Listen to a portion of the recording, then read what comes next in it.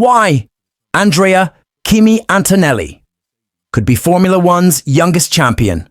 Since Hamilton, Andrea Kimi Antonelli isn't just another teenage sensation in Formula One.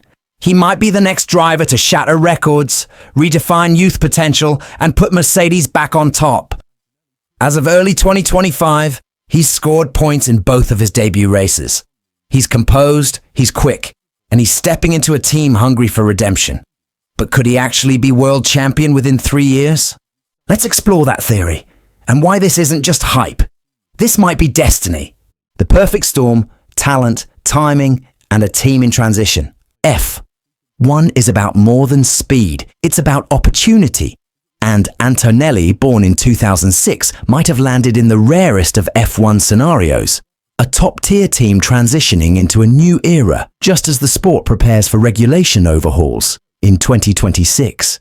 Mercedes knew what it was doing when it skipped him straight from F2 to F1, replacing Lewis Hamilton, the greatest of the hybrid era. Not with an aging veteran or a consistent B-teamer, but with a kid. Not just any kid, the kid they've been grooming since he was 11. His first 2 races? P4 in Australia after starting 16th, and P6 in China after benefiting from disqualifications. But the drive was already clean and mature. No rookie jitters, no desperate lunges, no mid-race meltdowns. Just cold-blooded control. That alone is terrifying for the rest of the grid. Mercedes has learned from its mistakes. Mercedes dominated for nearly a decade, but the post-2021 seasons revealed cracks, both in car design and in internal management. The W13 and W14 were twitchy nightmares, but the team appears to have steadied the ship with the W16, and Antonelli's early results show it's finally drivable. What's critical is that Mercedes seems to be building the team around Antonelli, just as Red Bull did with Verstappen in 2016 to 2020. His engineer is Peter Bonington, Hamilton's longtime right-hand man. That's not a symbolic handoff. It's a transfer of legacy and trust. In essence, Mercedes is betting its future on a teenager. And if 2026 brings another regulatory shakeup, the timing couldn't be better for Antonelli to capitalize. He's been dominating since karting and skipping rungs. Antonelli isn't just a talented junior. He was the junior in every category he touched. In karting, he won the FIA Karting European Championship twice. In Italian F4 and ADAC F4, he didn't just win, he crushed. He took the Formula Regional European Championship in 2023 and skipped F3 entirely. Why? Because he didn't need it. And Mercedes knew it.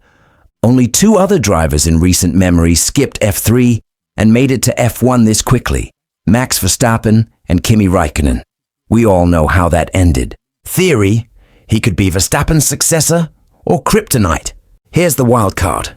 Verstappen may still be the sport's top predator, but his long-term future in F1 is uncertain. He's openly discussed life beyond racing. He's made it clear he doesn't want to drive until he's 40. If Antonelli continues to impress, we could see a generational shift. Either Verstappen exits by 2027, or Antonelli becomes the only real challenger to his dominance. Mercedes needs a new figurehead. The grid needs a rival to Max. Antonelli could be both. There's a matter of McLaren's current dominance. Piastri and Norris have stolen headlines early in 2025, but both are locked into long contracts. Mercedes needs a way to fight back, not just with car upgrades, but with a driver who can win on instinct. Antonelli's overtakes in Australia weren't just fast. They were surgical. Psychological edge. Cool, calculated, and already hunted. F1 careers are often psychological games. Antonelli already handles pressure like a seasoned pro. He's balancing debut season chaos with personal challenges, his own high school exams, media hype, and a fan base expecting miracles. And yet there he is, calm, grateful, brutally efficient on track. Fans voted him driver of the day in China. He's marketable, he's likable, but he's also dangerous because he doesn't overdrive, doesn't complain, and doesn't seem fazed. This early composure is reminiscent of early Alonso, early Vettel, early Hamilton. The ones who didn't flinch, even when the spotlight burned brightest. The 2026 regulations. His launchpad. The 2026 regulation changes will reshape car architecture, engine design, and team strategies.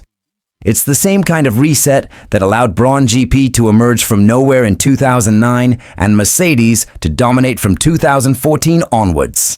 If Mercedes nails the 2026 package, Antonelli could become champion not by brute experience, but by being the perfect driver for a new era. Adaptive, fearless, and built from the ground up in the hybrid and data age. Imagine this, Antonelli, aged 20, taking pole in a radically redesigned W17, going head-to-head with a declining Verstappen or an equally hungry Piastri. That's not fantasy. That's a very real scenario if 2025 continues on its current trajectory.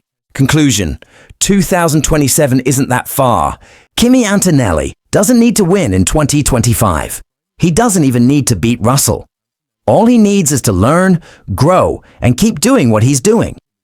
Outperforming expectations, showing race intelligence, and surviving the grind of a full F1 calendar.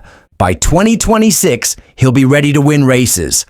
By 2027, with Mercedes on top of the new regulations, he might be ready to win it all. So don't call it hype, call it a countdown. Because if Antonelli keeps this up, it's not a matter of if he'll be world champion, it's when. Let us know in the comments. Are we witnessing the next great F1 era before our eyes? Or is this just another junior who'll fizzle out under pressure? Hit that subscribe button if you want more savage, data-backed predictions from F1 dramas, because here, we don't do PR fluff, we do cold hard truth.